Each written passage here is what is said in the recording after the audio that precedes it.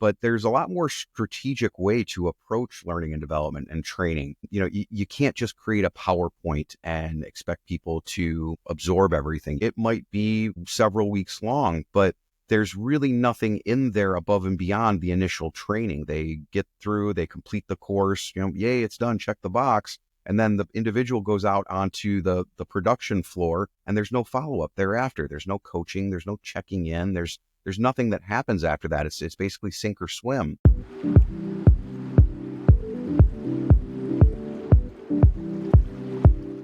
Hello, everybody, and welcome to the podcast. I'm your host, Tiffany Alexander, and this is Unveiling Journeys. As always, I have an amazing guest for you today. Oh my gosh, I love the power of networking, and this is how I get to meet some of the coolest people I've ever met in my life. And I had this amazing phone call with Bernie, and I get to unveil his journey today. He's going to tell you all about himself, and some of the stuff that he's doing is so cool, and the path that he was on to kind of get to where he's at right now is so amazing. That's why I brought him here.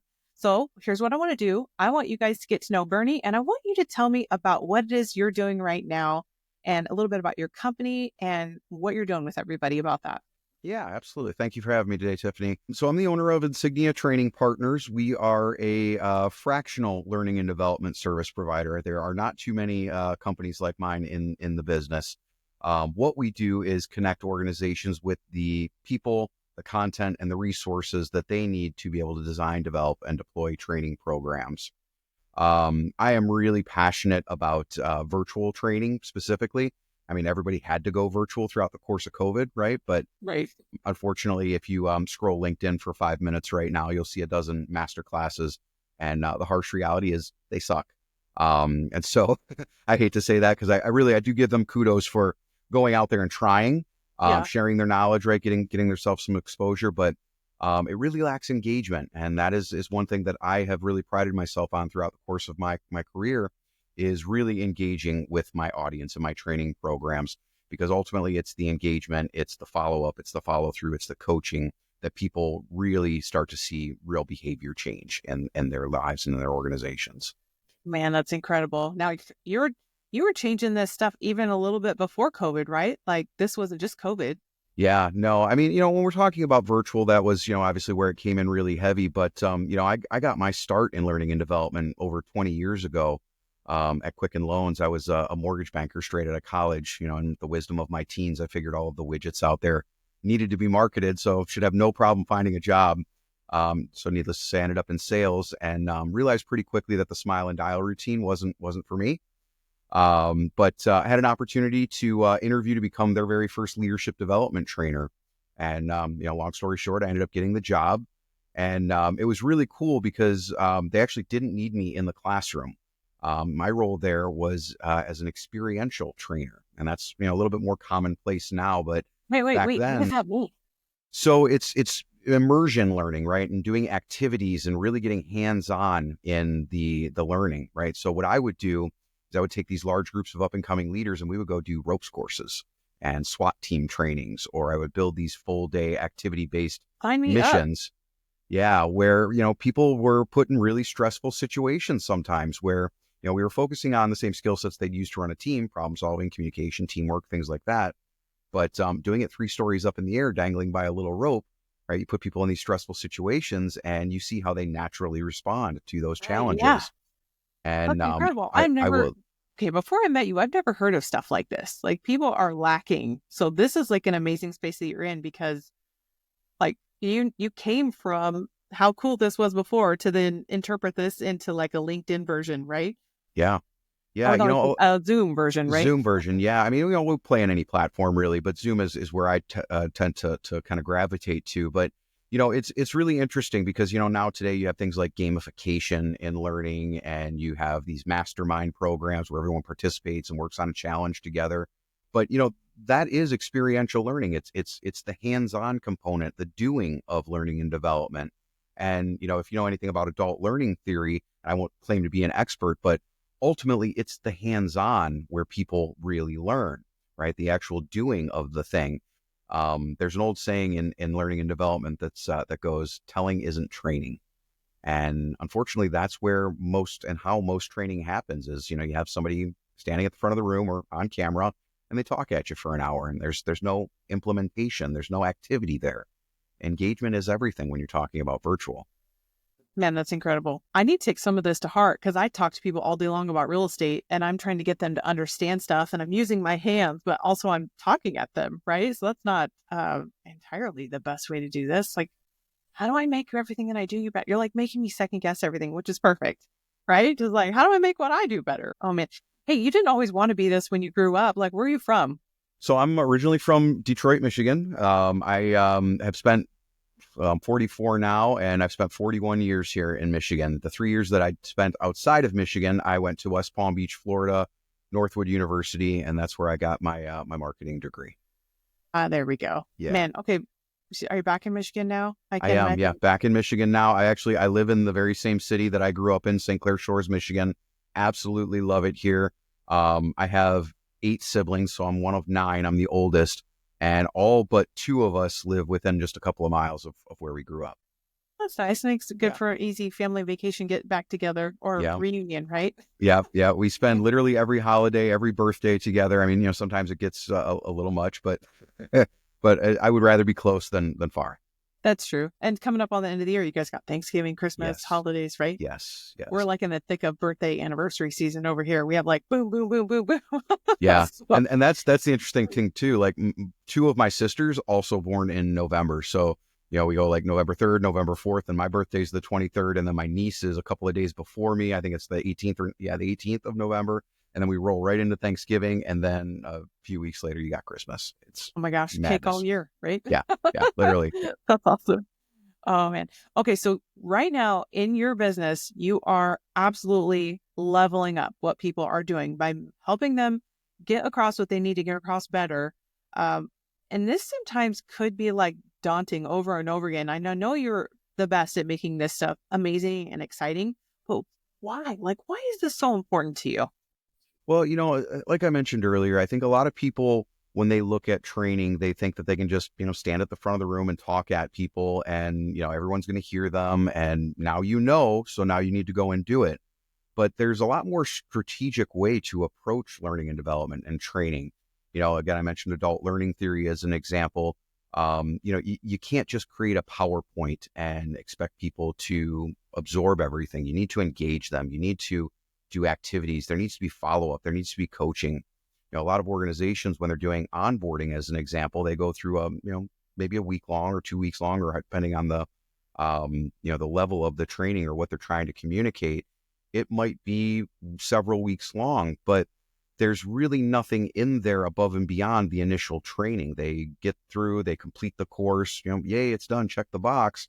And then the individual goes out onto the production floor, and there's no follow-up thereafter. There's no coaching, there's no checking in, there's nothing that happens after that. It's basically sink or swim. And if you're not intentional and strategic about how you're developing your people, you're going to run into challenges, right? And one of the number one reasons that we know that people leave organizations, it's really 2 reasons. One is that onboarding sucks and they don't feel prepared or supported after they graduate from the training program. But then kind of in line with that follow-up and that coaching is we know that they leave because of poor leadership. And that's another thing, right? When organizations, what's sort of looking for, when they promote their leaders, they take the highest producing person on the floor, a great salesperson as an example, and then they put them over a whole team of salespeople. And then we wonder why that new sales manager isn't able to do the things that they were doing on the phone for their people. And the fact is that we haven't trained them how to skill transfer what they know into the new people. We haven't taught them how to communicate effectively or how to coach.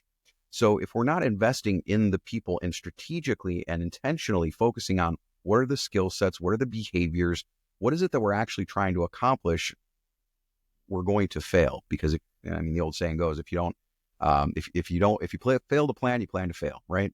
Oh, yeah, that's incredible. I love that one. I've had to simmer on that one a few times myself. I'm like, am I planning to fail with this, or am I actually going to plan this out? Yeah.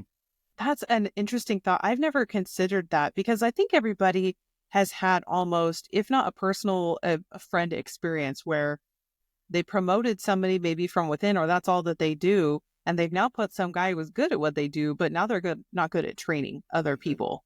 Does this apply? Like, do you just only do this via like web, or can you fly out to someone's company and do this Yeah. all in person? No, great question. Yeah, so we specialize really in all modalities of learning and development. Now, we do very heavily focus on the virtual side of it because you have so many people working from home and remote workforces and the likes. But we were more than happy to come out and deliver in a training in person. We're more than happy to build out e-learning. So I shouldn't say we're more than happy to build out e-learning. There are appropriate places and times for e-learning, but I am not a huge fan of e-learning. As a learner, I am that guy who is absolutely going to watch the video, click next until I get to the assessment and do it. And then I'm done. I've completed it and I've checked the box, but very rarely is there actually behavior change or follow through afterwards on e-learning. But there are times and places where it's appropriate, especially evergreen type content, compliance, regulatory stuff. A lot of times that doesn't really change and it kind of is what it is. But if you're talking about soft skills, in person and virtual are the ways to go. You just made me have like this childhood flashback of like one of the first few jobs I had, like summer break in college, where I got a job at Pizza Hut, and they sat me down with the like VHSs, and they hit press play, and they said, sit in here for the next 4 hours and learn how food safety course. I think they're still probably doing stuff like that. There's no interactive food safety course. And that's crazy to think everybody's out there just watching these VHSs in like a back room from walking in and out. I remember those videos. I worked for Pizza Hut as well in my teens, and they were terrible back then. And the reality is there's a lot of companies that are still doing that as training. They just record somebody, say, go watch this, and when you're done, you're good to go. Go make pizzas. That's it. Oh, man. We don't want to think about that. All right. Well, this is an interesting thought. I love that you're making waves and changing all this stuff. And really, I think a part of your journey, I remember you telling me, and I want to share with everybody because we're unveiling the whole journey of this. You didn't just kind of step into this. The company that you're in right now, tell us a little bit about how that transitioned from where you were into you being the owner of all of this. Yeah, absolutely. So, I mentioned obviously that I got my start at Quicken Loans, and I was there for almost 5 years until 2008. Absolutely loved working there. Honestly, if 2008 and the mortgage crunch hadn't happened, I would more than likely still be there. I absolutely loved it.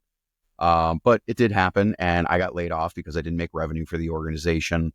Really struggled to find work after that because, again, the economy sucked, and the people who were hiring for L&D type positions, they were really picky, and my only real experience was on the ropes course. So I struggled to find work, and I decided then that I would follow call centers and sales organizations. And I found myself working for a company that sold facelifts over the phone, if you can imagine that. Yeah, from an infomercial. Seniors would call in late in the evening. They wanted to feel more young and vibrant. And my team and I was just on the phone at the time, but we were collecting deposits for almost $10,000 at a time for this procedure. I did pretty well with it ultimately. I kind of hate to admit that if I'm honest, but I did pretty well with it. I took what I learned at Quicken and I applied it there, but that allowed me to get back into a training role and ended up running their onboarding program, coaching and upskilling for 3 years. Ended up leaving there and went to a BPO call center where we had about 80 different client programs. I became director of training and created a single onboarding program that before these reps got placed out into their programs, once they were hired, they had to go through my onboarding program, which specifically focused on soft skills and systems, things that I knew would be consistent, right? Regardless of the widget that they went out to serve. Right. Left there, and one of the last stops I had in corporate America was for a company that manufactured mortuary, autopsy, and animal science equipment. Yeah, so we were legitimately selling body bags. You can't just glaze over that. What? Yeah. What? I need 30 seconds more on that. Absolutely fell into it. Again, I was the economy wasn't great at the time, and I was looking for work and happened to find this company that was looking for somebody to run their call center, right? Their business development department. And it just so happened that the widget that they were selling was mortuary, autopsy, and animal science equipment. So yeah, it was like body bags and body coolers, embalming stations, bone saws, all kinds of really about stuff like that. Like everything needs whole market for it. Got to come from somewhere, right? Yep, whole market for it. And let me tell you that the trade shows for that industry are as morbid as you think they might be. It's all clinical, of course, but very, very morbid. Yeah. But what I came to realize throughout that progression, and there were a few other stops in there along the way, but what I came to realize is that it really doesn't matter what the widget is, the subject matter, the content in and of itself. it really comes down to how you deliver it, right? Because there's only so many ways that people learn. There's only so many ways that you can deliver that content. And eventually you get to a point where you can quite literally plug and play subject matter and you can get consistent, repeatable, and reliable results. So I'm getting to the part where I take over the company here.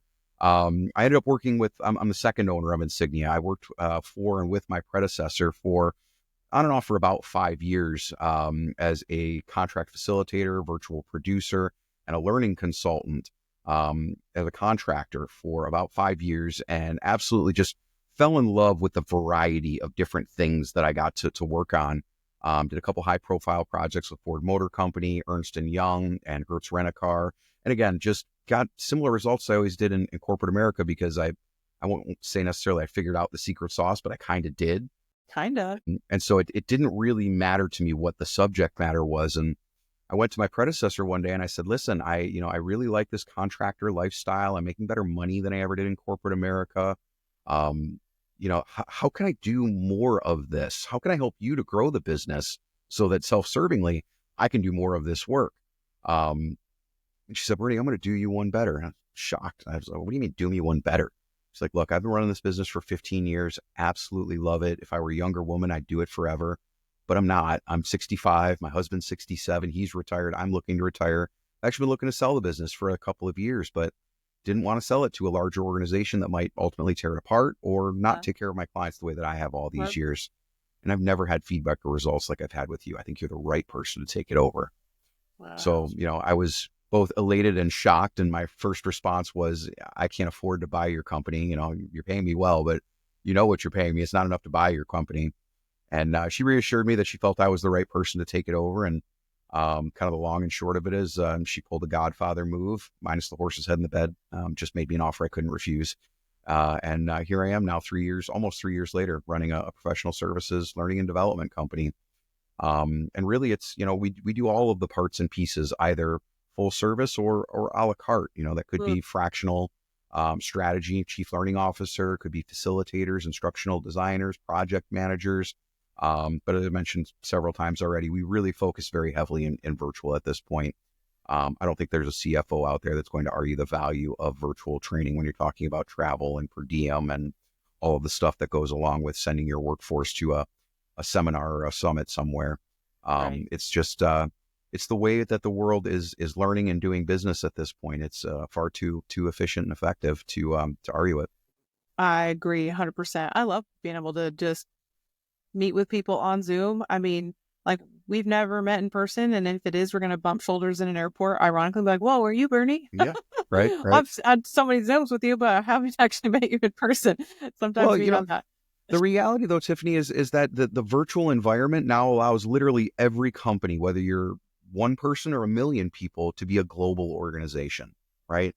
You can be from Hoboken, New Jersey, or where, I don't know if that's. Did you pick that? Right. Like, I literally lived there for a year and a half of my life. Really? I literally pulled that out of the top of my head. But yeah, I mean, you can be anywhere in the world and be anywhere in the world just a few seconds later through, this technology that we have now. It's incredible. Yeah. Oh man, I love that you're doing all this stuff. This is so amazing. Here's the deal.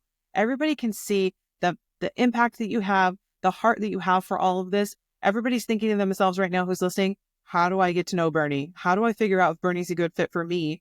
What is your website, and what are some other good ways that you want people to follow your content so that way they can meet with you, get on your calendar? Yeah, absolutely. Probably two ways. The first way is through the website, insigniatraining.com. You can go there, see all of our services, and you can even book a one-on-one consultation with me through the website. But probably where I spend most of my time is on LinkedIn. So yeah, if you just search Bernie DeSantis, I'm the guy with the mustache. Obviously, you'll see me there, and see all the content. I do a weekly video. I just posted one today, actually, short form video that's called Mustache Moments, and I share tips and kind of things that are going on in my world there pretty regularly. Oh, that's awesome. I love it. I need to subscribe to these mustache tips because I have not seen it yet. I know we're connected on LinkedIn. I absolutely am a big fan of LinkedIn. I had to replace some of my Facebook time with LinkedIn time because that's really where the business world is hanging out. And these are where some people are going to need to create an account if you don't have one already. So that way we can connect to each other. And if you're watching this and you aren't connected to us, it's going to behoove you to be friends with us because of the people that we know, the networking that we do, and potentially the value we could provide to your business. So I'm excited that you were able to spend time with us today. Tell me this though, I always love some of these one-liners, these really good advice that people have asked for me and that I've asked from people. What would you like to leave with like our audience today? Goodness. I will probably say this. If you're going to do virtual events, virtual master classes, webinars, and the likes, the one liner that I'll leave you with is don't Zoom alone. The fact is that I believe that multitasking is at best overrated and at worst a complete fallacy. And especially when you're facilitating in a virtual environment, you can't manage all of the logistics and be really focused on engaging with your participants there. So don't Zoom alone. I like that. I haven't heard that one before. So you definitely own that one. I get to give you credit a couple times and then I'm going to make it my own. I'll always give you credit for that Good. one. I You hadn't steal thought it. of that That's one fine. yet. That's awesome. I am so grateful that you were able to come tell us more about Insignia Training and that you're reminding us that there are way better ways to do this alone, that you can have somebody who's on your side that's going to help make this engaging and be like a huge benefit to your company, like probably no matter what size. You got to get with Bernie. Thank you again for your time today. And then we're gonna sign off for the day. Bye guys. We'll see you on the next episode. Thanks for having me.